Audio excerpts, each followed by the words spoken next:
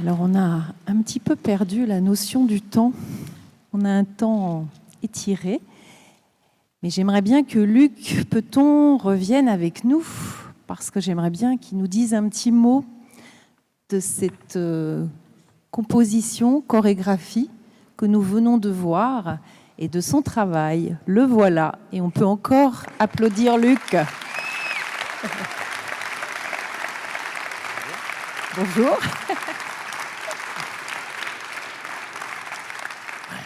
Silent Dream. Tout à fait. Avec Sana. Sonali et Tuomas Lahti. Voilà, on peut vraiment les applaudir. Oui, vraiment, vraiment.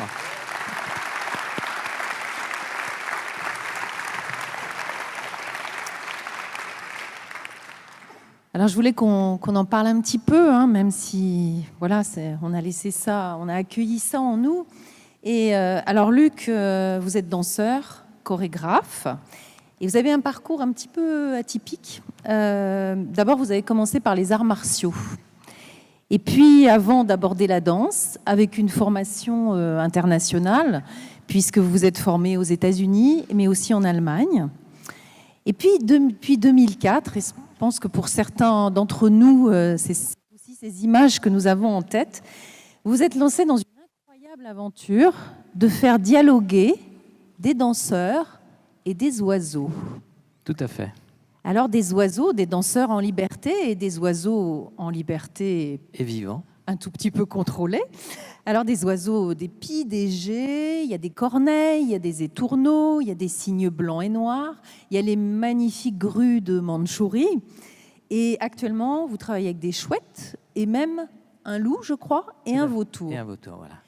Alors, et des danseurs. Et des danseurs. Que des animaux, quoi. Que des animaux.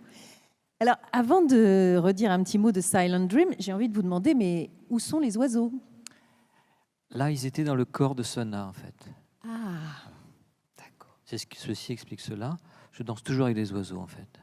Voilà. Donc Sana. Sonali est un vrai oiseau. Elle a des oiseaux dans les articulations, dans l'âme, je crois. Oui.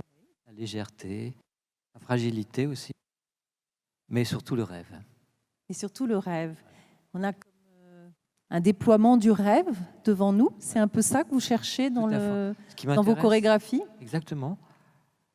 Ce qui m'intéresse, c'est le bruissement qui peut exister entre les mouvements, l'espace qu'il peut y avoir entre les mouvements.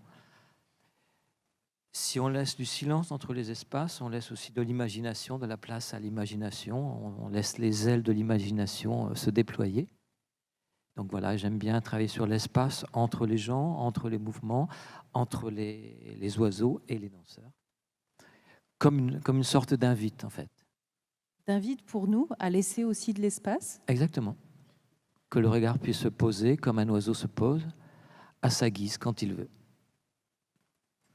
C'est une belle image et je sais que vous travaillez aussi donc tout ce travail sur l'immobilité, le mouvement, le temps. Hein, on a l'impression que le temps s'étire incroyablement. Voilà. C'est un travail que vous travaillez, enfin, c'est une recherche que vous faites depuis longtemps sur le temps. Voilà. C'est-à-dire que les animaux et les oiseaux en particulier sont très furtifs quand ils décident d'un mouvement. Ceci dit, entre le moment où ils vont se poser et décider de partir, il peut y avoir un temps plus ou moins long, ce qui peut être problématique sur scène. Oui, ça peut durer très longtemps. Ça peut durer très très longtemps. Ouais. Et quant aux danseurs, je leur demande, dans la qualité du mouvement et du silence entre les mouvements, non pas d'arrêter le mouvement, on va dire musculairement, mais d'imaginer que c'est le temps qui s'arrête. Le temps se suspend, et puis le temps reprend. Il est temps. Et dans ce travail sur le temps, quand vous travaillez avec les oiseaux, en fait, ces oiseaux sont en partie apprivoisés, mais chaque soir, chaque représentation est nouvelle, puisque vous ne savez jamais tout à fait Voilà. ce qui va se passer. Voilà, tout à fait. On peut dire que c'est un spectacle vivant, inattendu, et toujours ouvert au merveilleux, ou à la catastrophe parfois. Non. C'est arrivé? Je dirais pas. Non, non, non. C'est-à-dire que l'avantage avec les danseurs et avec les oiseaux et avec les danseurs, quand ils sont vraiment présents, c'est que quoi qu'il se passe, c'est intéressant. Quoi qu'il se passe, ça se passe. À moi de pas trop de pas trop préjuger ce qui va se passer et laisser la porte ouverte à l'interprétation des danseurs, des animaux. Et après, mon travail consiste à regarder ce qui s'est passé, à retoucher éventuellement. Là encore, on rejoint tout ce travail méditatif dont nous parlons depuis déjà 2 jours.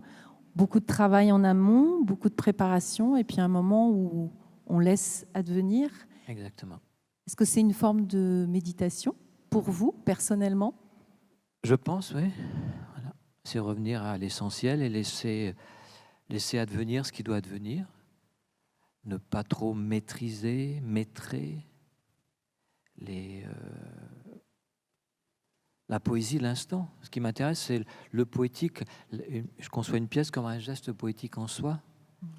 Et en ce moment, je dirais au XXIe siècle, dans ce début un peu difficile, je dirais place au poète. Donc, si ça n'est pas ici, si ça n'est pas dans nos créations, voilà. Où donc? Vous vous sentez un rôle par rapport à la société? Inévitablement, voilà. Tout en douceur, voilà. Tout en douceur, voilà, Parce nous que amener à la douceur. Peut-être qu'on manque, voilà, de ces espaces où il peut ne rien se passer, où la poésie peut se déployer. Alors, vous travaillez en ce moment sur Ainsi la nuit, une création autour de la poétique de l'effroi. Alors, justement, l'effroi, c'est aussi ce qui fait partie de notre monde. Tout à fait. Ça fait partie de la poésie, l'effroi. Tout fait partie du poétique, pas que les choses légères. Mais justement, ça crée des contrastes, des grandes chutes en apnée, comme ça, puisqu'on en parle tout à l'heure. On en parle tout à l'heure. Et qu'est-ce que je disais? Ça crée des grandes chutes, des variations, comme nos vies finalement. Et voilà, donc ça sculpte le spectacle. Et comme en méditation, on peut être dans un état comme ça, c'est très très serein, suivi d'un état tout à fait effrayant, suivi d'un état apaisé, suivi d'un état délirant, suivi d'un état calme, et ainsi de suite. Ainsi de suite. Alors c'est à la fois poétique et c'est un instant poétique et en même temps vous êtes aussi en pleine recherche. Votre travail s'inscrit en résonance avec les neurosciences et ça on va y venir tout de suite puisqu'on va parler de science. Luc, vous allez rester avec nous pour justement peut-être faire le lien aussi entre ce travail chorégraphique et ce travail de recherche que vous faites. Et puis on va appeler Caroline Lachowski